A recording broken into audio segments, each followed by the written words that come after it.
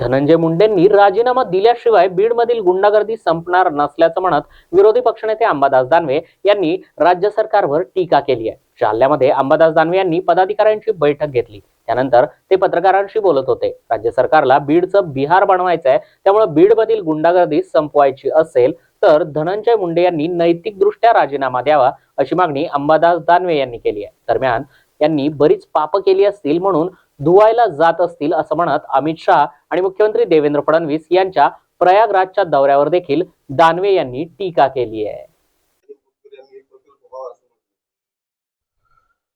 आम्ही आमची भूमिका मांडलेली आहे। मग जे मूळ शेतकरी त्यांना द्यावी ना ती भूसंपादित रक्कम। या 5 जणांना का द्यायची?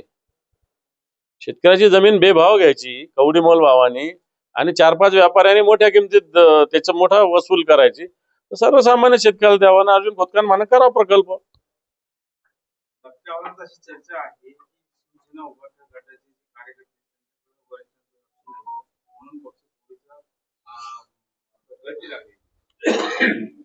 आता तुमच्याकडे कुठं दबकावा झाला? सगळे लोक तिथं आलेले आहे आणि हे कोण आम्ही सगळे बसलेलो नाही तर लक्ष नाही असं कोण म्हणे तुम्हाला?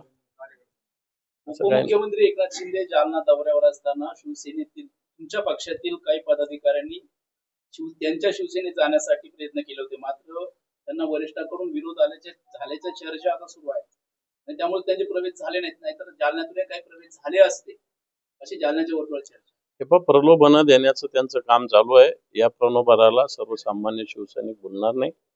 सगळे लोक शिवसेनेचे जागच्या जागेवर जे बाजारात मांडलेले होते त्यांची विक्री झालेली बस झालं तर थँक्यू।